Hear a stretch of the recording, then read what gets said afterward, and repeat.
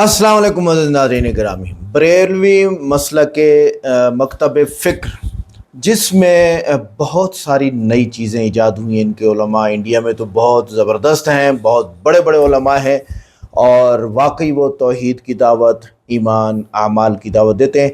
इस वीडियो में एक नात बिदत के तौर पर आई है जो सॉन्ग के बिल्कुल करीब है। इसको देखते हैं और इस पे फिर शहरियार मौलाना शहरियार मुफ्ती शहरियार साहब ने फिर तकरीर भी की और इसको गुस्सा किया, इनका झगड़ा हो गया। ये शब्बीर बरकती साहब बड़े मशहूर हैं, बिहार के हैं और बिहारी लोग शक्ल के अफ्रीकी हैं खैर से, लेकिन मैं हूँ और मुफ्ती शब्बीर बरकती साहब हैं, हम बराबर हैं। इस्लाम इसके ये नहीं कहता कि आप वाइट हैं, आप गंदमी हैं, आप ब्लैक हैं, फला फला। नहीं नहीं नहीं नहीं। आइए देखते हैं इस दिलचस्प ट्रेंड वीडियो को लाइक करें, चैनल को सब्सक्राइब करें और वीडियो को व्हाट्सएप पे जरूर शेयर करें। कमेंट करके बताएं वीडियो कैसी लगी है।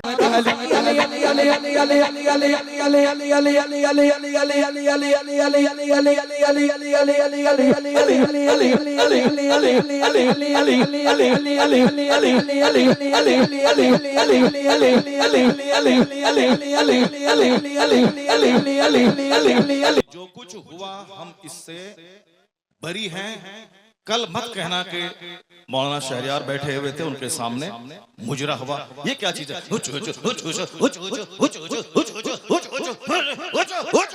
क्या है ये? क्या है ये? तुम लोग कल दियोबंदी हो जाओगे, मैं दावे से कहता हूं। और दियोबंदी कल मजाक उड़ाएगा पूर्णिया का। तुम्हें मालूम है कि आसपास में सारे गैर मुक़ल्लिद हैं, ये सब कल मजाक उड़ाएंगे बरेलवियों के जलसे का। कहेंगे बरेलवियों का जलसा ये होता है, बरेलवियों का जलसा यही होता है। क्या चीज है? क्या ये नाथखानी है? यही नाथखानी है। ये इको हटा दो, उसके बाद क्या? इको तुम हटा दो, मेरे मदरसे का बच्चा इससे अच्छी नात पढ़ता है, अरबी कॉलेज का बच्चा इससे अच्छी नात पढ़ता है। ये हुचुड़ का नाम नाथखानी है। क्या किया तुमने?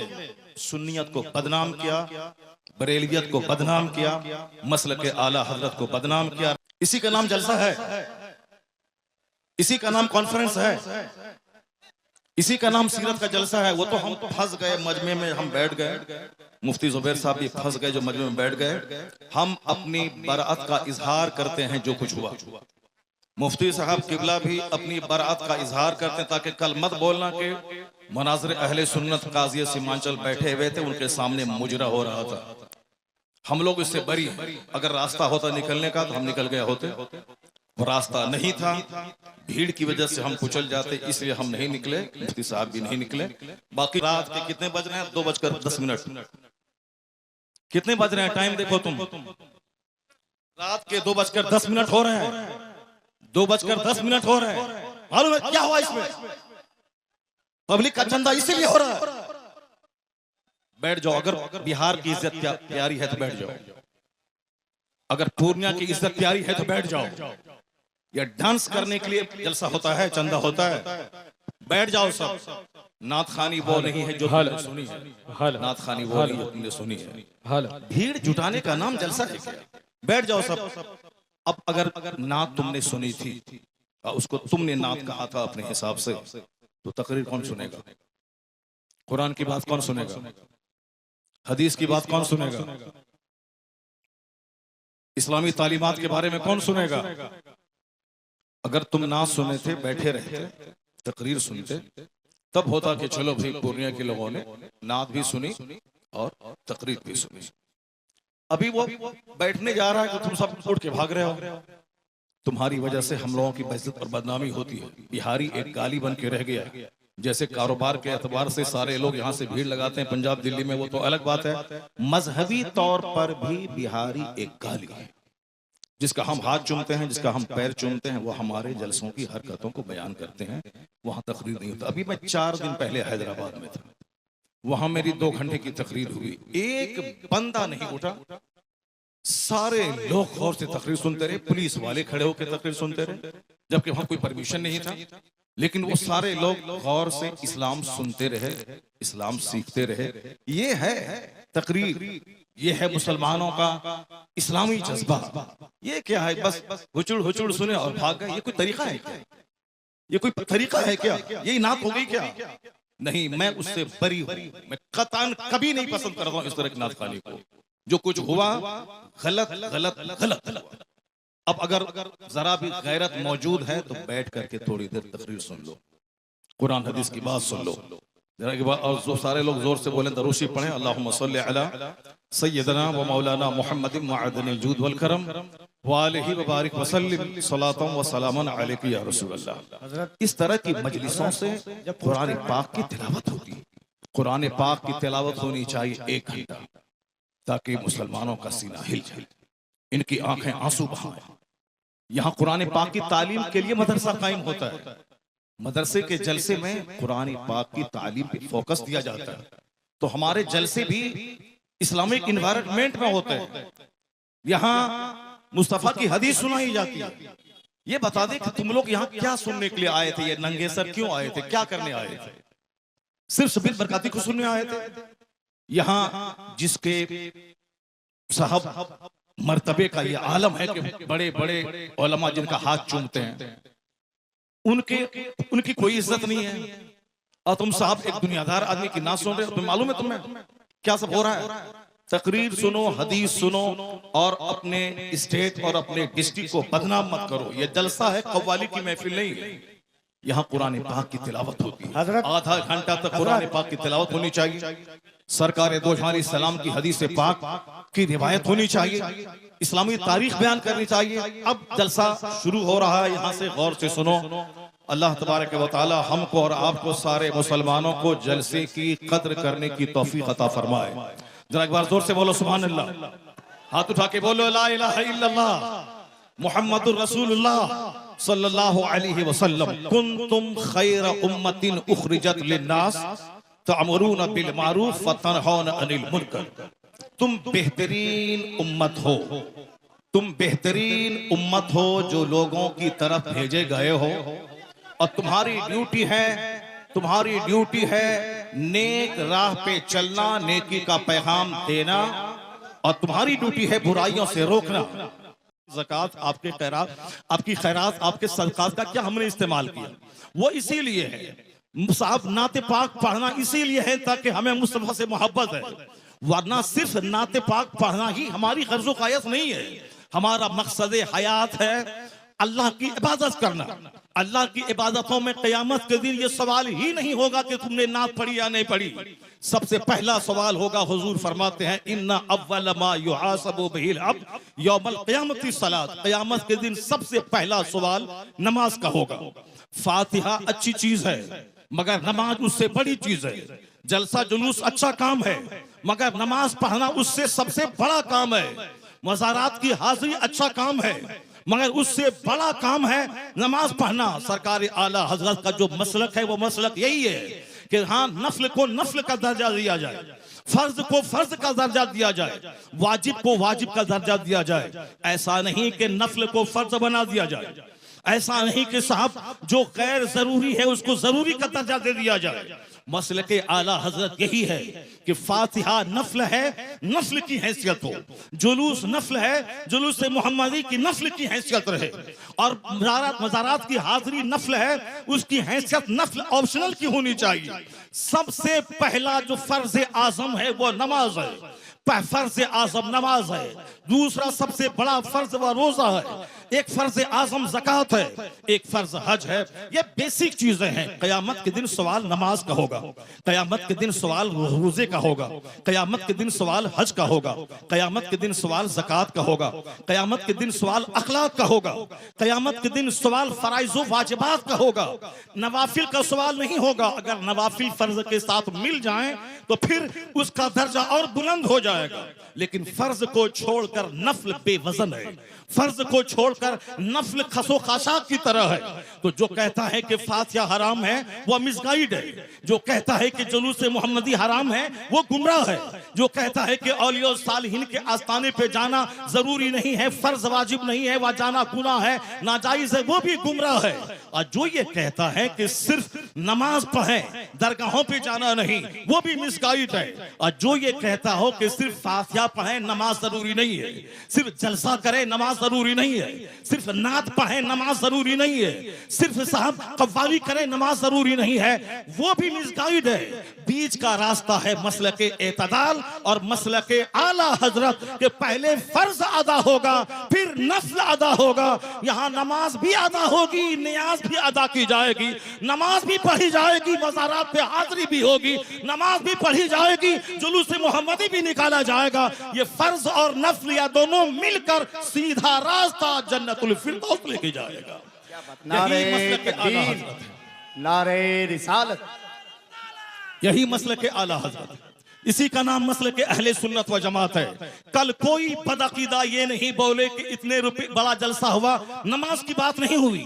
میں نماز کی وکالت کرتا ہوں کہ نماز کے بغیر جلسہ بے وزن ہے، نماز کے بغیر فاتحہ۔ بیٹھ جاؤ تم وہاں پہ، بیٹھو، ننگے سر بیٹھ کیا کرنے آیا تھا؟ بیٹھو تم وہاں پہ، میری بات سن، کیا تمہاری بات سنو؟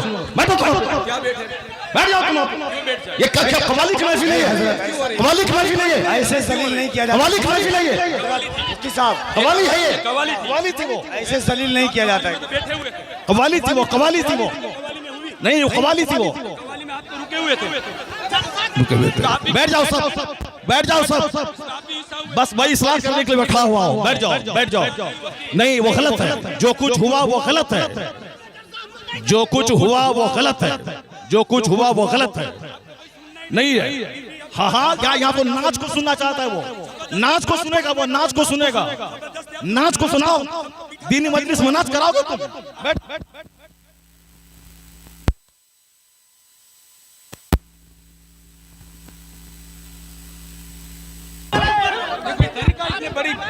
آپ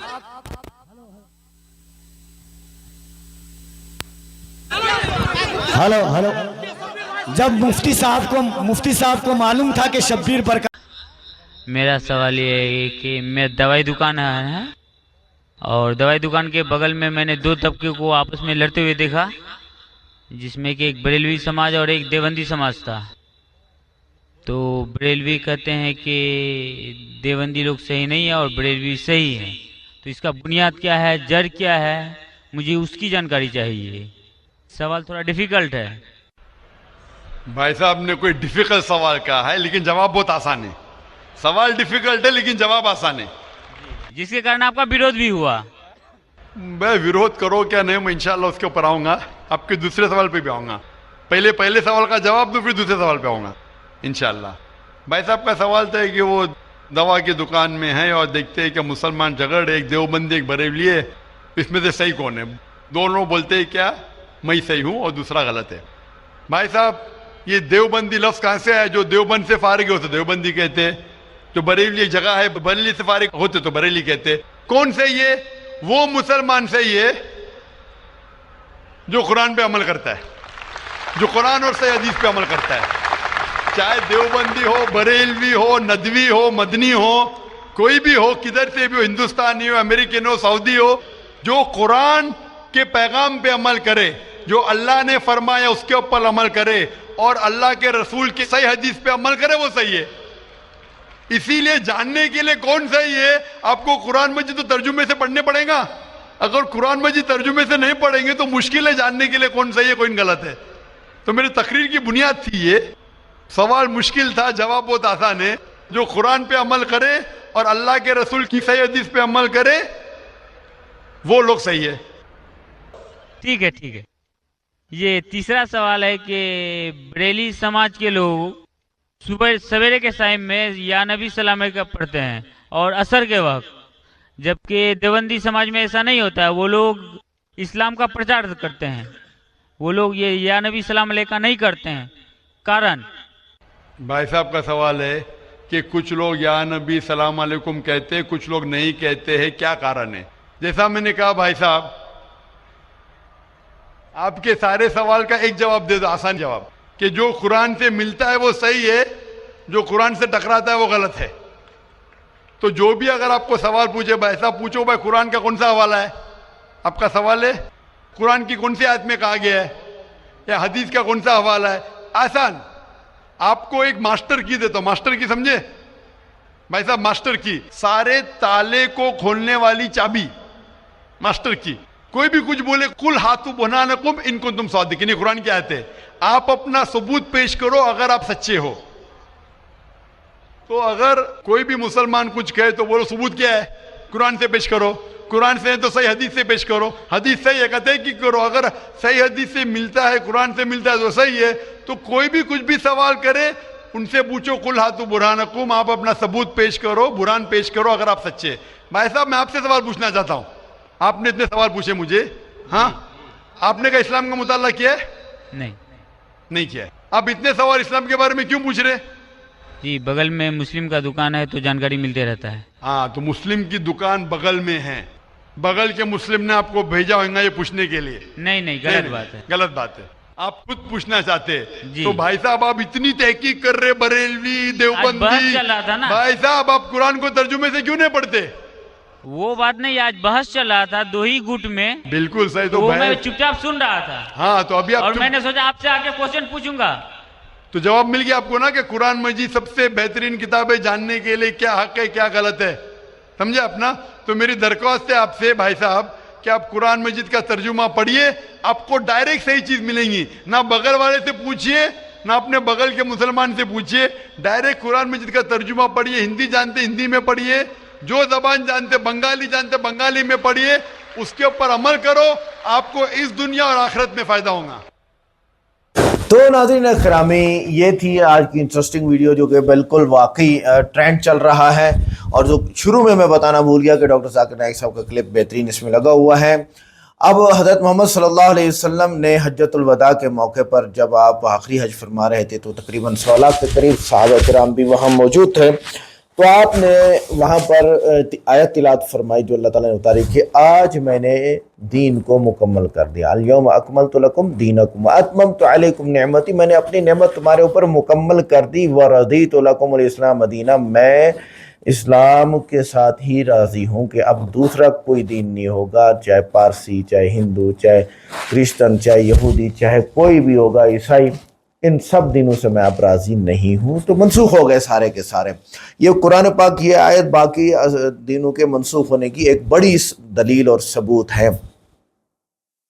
تو جب یہ آیت ہے بدعات کے بارے میں بھی کہ اب ہم کسی بھی اسلام کے اندر جو کوئی بھی مسئلہ ہے، کوئی بھی عبادت ہے، اس عبادت میں اضافہ نہیں کر سکتے. جیسے کہ مغرب کے 3 فرض ہیں، ہم 4 پڑھیں تو زیادہ ثواب ملنا چاہیے، حرام ہے. فجر کے 2 فرض ہیں تو 4 پڑھیں تو زیادہ ثواب ملے گا، حرام ہے، ناجائز ہے، نماز ہی نہیں ہوگی. کیوں کہ جو اوپر سے طے کر دیا گیا. جمعہ کے فرض 2 ہیں، 4 پڑھنے چاہیے، زور کا ٹائم ہے تو ثواب زیادہ ملے گا. حرام ہے، ناجائز ہے، نہیں پڑھ سکتے آپ. روزہ بھائی 31 ہے، 31 تو ہوتے نہیں ہے، 30 29 ہے یا 30 ہیں، بھائی روزے ہم 35 رکھ لیں گے پھر عید کریں گے. حرام ہے، حرام. عید کے دن روزہ رکھنا حرام ہے، ناجائز ہے. کیوں؟ آپ شریعت میں تبدیلی نہیں کر سکتے. آپ نے اتنے دن روزے رکھے، آج آپ کھاؤ پیو، اللہ تعالیٰ کا حکم ہے، اگلے دن روزہ رکھنا ہے تو رکھ لو. تو کہنے کا مقصد یہ ہے کہ ما بہ دین کو دین بنا دینا، جو دین میں ہے نہیں اس کو دین بنا، جو عبادت ہے نہیں اس کو عبادت بنا دینا، یہ بدعت کہلاتی ہے. نبی علیہ السلام نے فرمایا، بخاری کی صحیح بخاری کی حدیث ہے، کل ضلالۃ فی النار، کل بدعت ضلالہ و کل ضلالۃ فی النار، ہر بدعت گمراہی ہے اور ہر گمراہ آدمی جہنم میں جائے گا. ایک اور جگہ ہے جہاں پر آپ علیہ السلام نے اور بھی بدعت کے بارے میں بہت ساری باتیں فرمائی ہیں. کہنے کا مقصد یہ ہے کہ بریلوی اور دیوبندی دونوں ایک ہی ہیں، فقہ ایک ہے، امام ابو حنیفہ کو مانتے ہیں، قرآن کو مانتے ہیں، حدیث کو مانتے ہیں، ساری چیزوں کو مانتے ہیں. کیچڑ اچھالنا ایک مزاج بن گیا ہے کہ تم ہی برے ہو، ہمارے جیسے نہیں ہو تو تم برے ہو، تم محبت ہی نہیں کرتے ہو حضرت محمد صلی اللہ علیہ وسلم کیونکہ آپ نعتیں نہیں گاتے ہو. جنید جمشید کو آپ نے سنا ہوگا، لاؤ اس جیسا نعت خان، دیوبندی نعت خان، اس جیسا نعت خان لا کے دکھاؤ، لا کے دکھاؤ. پہلے ان سے پہلے بھی نہیں تھا، بعد میں بھی نہیں آیا ہے. اور جو میں مسلک بریلوی کے معذرت کے ساتھ کہنا پڑ رہا ہے چھوٹے چھوٹے بچوں کی نعتیں اور چھوٹی چھوٹی بچیوں کی نعتیں ہمارے سامنے آ جائیں تو ہم لا حول ولا قوت الا باللہ پڑھتے ہیں۔ اور بھائی بات یہ ہے کہ آپ کے 30 ملین تک ویوز جو آ رہے ہیں نا یوٹیوب کے اوپر بچوں کی نعتوں کے، اور بھجان وہ بچے کو دیکھ رہے ہیں، وہ نعت کو نہیں دیکھ رہے ہیں، بچے کی ایکٹنگ کو دیکھ رہے ہیں۔ جیسے آپ نے دم دم یا علی ایک نعت چلی ہے، پتہ نہیں کتنے 40 ملین سے اوپر بھی، جانم علی علی، تو وہ اہل تشیع میں سے ایک صاحب ہیں، وہ اس کو ایسے انداز سے انہوں نے پڑھا، میں خود 4 بار سن گیا، مجھے ایک لفظ نہیں سمایا، 5 بار یاد ہے، ارے یہ کہہ کیا رہا ہے، میں تو دھن میں مگن تھا، جیسے وہ مگن تھا میں بھی مگن تھا تو وہ رہا ہی نہیں۔ تو اسی لیے یہ جو بھائی صاحب آئے ہیں نا اسٹیج پہ نعت گانے کے لیے، اس ویڈیو کے شروع میں برکتی صاحب، شبیر برکتی یا بارکتی جو بھی ہے، یہ جو آئے ہیں نا یہ وہی ڈانس کرنے آئے تھے، باقی لوگوں کو اس کے الفاظ سے مطلب ہی نہیں تھا۔ ٹھیک کیا مفتی شہریار صاحب نے، اور اس کو ٹوکا اور اس چیز کو روکا، اور پھر اللہ کے لیے کاش یہ کر لیتے۔ بھائیو دوستو بزرگوں، میں روک رہا ہوں شبیر برکتی صاحب کو، شبیر برکتی صاحب کو اس لیے روک رہا ہوں کہ اللہ ناراض ہو جائے گا، کاش یہ یوں کہتے ہیں، ان کے منہ سے سچ نکل ہی گیا کہ اللہ کے لیے تھا نہیں۔ بھائی آس پاس دیوبندی رہتے ہیں تمہارا مذاق اڑائیں گے، آس پاس اہل حدیث رہتے ہیں تمہارا مذاق اڑائیں گے، چلو اس نسبت سے بھی کہیں نہ کہیں ہم کہیں گے یار ٹھیک ہے کہ رسول اللہ صلی اللہ علیہ وسلم نے فرمایا کہ ہر وہ چیز گناہ ہے جو تمہارے دل میں آئے کہ یار اس کو لوگ دیکھ کے کیا کہیں گے۔ ٹھیک کیا مفتی صاحب نے، ٹھیک کیا، اور آگے جو مفتی صاحب نے باتیں کی ہیں ساری بالکل ٹھیک ہیں، دعوت کے مطابق ہے، قرآن کے مطابق ہے، حدیث کے مطابق ہے، چہ جائے کہ وہ بریلوی ہیں، میں اس چیز کا انکار نہیں کر سکتا جو سچ ہے، اور پاکستان کے بریلویوں سے بالکل مختلف ہیں۔ میں تو یہاں سوچتا رہتا ہوں کہ پاکستان کے بریلویوں کے اندر علماء کہاں چلے گئے، سارے ہی نعت خواں بن گئے، سارے ہی، یا وہ مسلح بڑھائے گا علم طرح کے ساتھ، قاری قرآن حضرات بھی ہے، لیکن ایک مطلب جس طرح مسئلہ کے اعلیٰ حضرت ہے ویسے نمائندگی نہیں ہے، چند ایک لوگ گنے چنے 2 3 4 ہیں بس۔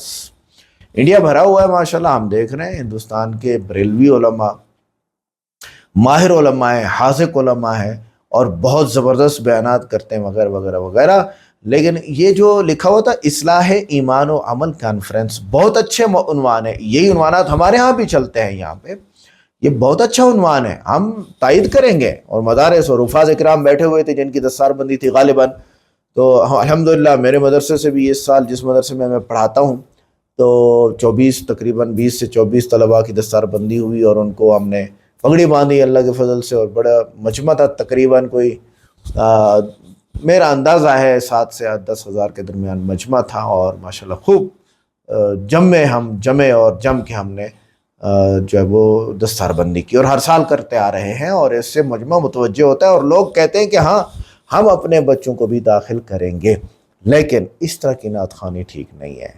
آپ حضرت محمد صلی اللہ علیہ وسلم کی، اللہ تعالیٰ کی تعریف کر سکتے ہیں بغیر کسی خچ کے، خچ کسے کہوں گا، بیک گراؤنڈ میوزک کے ہاؤ ہاؤ کر رہے ہیں، کیا کہوں میں اس کو، آپ اپنی ترنم اور دھن سے گائیں، اور ایسی ترنم اور دھن بھی نہ ہو کہ اصل الفاظ رہ جائیں، اور شرکیہ الفاظ بھی نہ ہوں، تب جا کے آپ جو ہے وہ ان چیزوں سے بچ سکتے ہیں۔ باقی جو ہمارے بریلوی بھائی ہیں، میرے بھائی ہیں، ایسی بات نہیں ہے، ہمیں ان کے کسی اور چیز سے اختلاف نہیں ہے۔ دیکھیں پہلی بات یہ ہے کہ دنیا پیسہ دیتی ہے ان کو، چندہ ہوتا ہے، اس چندے سے 12 ربیع الاول پہ ڈھول بجانا، خسرے نچانا، نوجوان ناچنا، جھمرے لگانا، یہ ٹھیک نہیں ہے۔ آپ جو ہے وہ اکٹھے ہو کے حضرت محمد صلی اللہ علیہ وسلم کی تعریف کر سکتے ہیں، اس کا ہمیں انکار نہیں ہے، آپ کریں بالکل، اب اللہ تعالیٰ کی تعریف کریں، حضرت محمد صلی اللہ علیہ وسلم کی آمد ہوئی، کیسے معجزات ظاہر ہوئے، سارا آپ بیان کریں۔ ہمارا اختلاف یہ ہے، ہمارا اختلاف یہ ہے کہ آپ کسی پیر کی قبر پہ جاتے ہیں، جا کر میں نے آنکھوں سے دیکھا ہے کہ وہ پیر کی قبر کے سرہانے پہ پگڑی رکھ رہا تھا کہ میں اپنے پیر کو پگڑی پہنا رہا ہوں۔ آپ کے ہاں اس کو کیا کہتے ہیں میں کچھ نہیں جانتا، یہ بدعت ہے۔ ایک صاحب کو میں نے دیکھا، وہ قبر کے جو تعویذ ہے نا اوپر جو اونچی جگہ ہے اس کو دبا رہا ہے، میں پیر صاحب کو دبا رہا ہوں، لا حول ولا قوت الا باللہ. تو یہاں پہ ہمارا دماغ پھٹتا ہے، بھائی یہ نہ عبادت ہے، نہ یہ شریعت ہے، نہ یہ سنت ہے، نہ یہ قرآن ہے.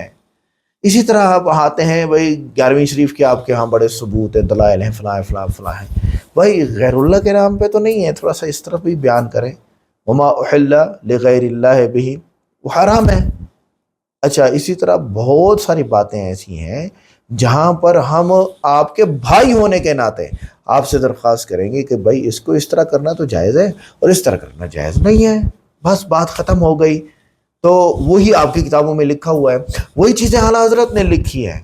کچھ تفردات تھے اعلیٰ حضرت کے، اور ہمارے دیوبندی علماء اعلیٰ حضرت کی بڑی تعریف کرتے ہیں، سوائے چند مسائل کے جہاں پر انہوں نے دیوبندیوں کو کافر کہا ہے. ہم بڑی تعریف کرتے ہیں ہمارے علماء، دیوبندی علماء اعلیٰ حضرت کی. واقعی عالم تھا، مجھے ڈیٹ بھی یاد ہے کب وفات ہوئی، 1921 میں وفات ہوئی اعلیٰ حضرت کی.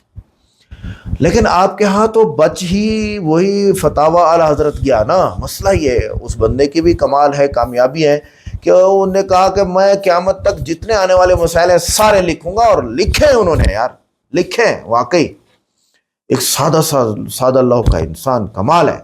لیکن تفردات ایسے تھے جس پہ دیوبندی متفق نہیں تھے، اور مسئلہ وہی ہوتا ہے جس پہ سب مسلمان متفق ہوں. جیسے امام ابو حنیفہ رحمۃ اللہ علیہ اپنے دور میں 40 علماء کو بٹھا کے اتفاق کراتے تھے، پھر مسئلہ شائع کرتے تھے. امام شافعی، امام مالک، امام احمد بن حنبل، آج کل کے مفتیان کرام پاکستان میں مفتی تقی عثمانی صاحب رحمۃ اللہ علیہ ہیں، وہ بھی اسی طرح ایسے تھوڑی اپنی طرف سے اکیلے وہ فتویٰ ٹھوک دیتے ہیں. نہیں، اتفاق. ٹھیک ہے سر. تو رسول اللہ صلی اللہ علیہ وسلم نے ابو داؤد میں، ابن ماجہ میں ارشاد فرمایا وَاجْتَمِعُوا مَعَ السَّوَادِ الْأَعْظَمِ، بڑی جماعت کے ساتھ ہو جاؤ، جن کی رائے زیادہ ہو اس کے ساتھ ہو جاؤ. تو ہمیں پہلے اتفاق کرنا ہے، رائے کو جوڑنا ہے، اور اس کے بعد ہم نے اس چیز کو شائع کرنا ہے. اور آپ کہیں گے جی نہیں اس طرح ٹھیک ہے، آپ غلط ہو، آپ ہمارے جیسے نہیں ہوتے، آپ یوں ہیں، فلاں فلاں، اس طرح سے کام نہیں چلے گا. ملتے ہیں نیکسٹ ویڈیو میں. السلام علیکم.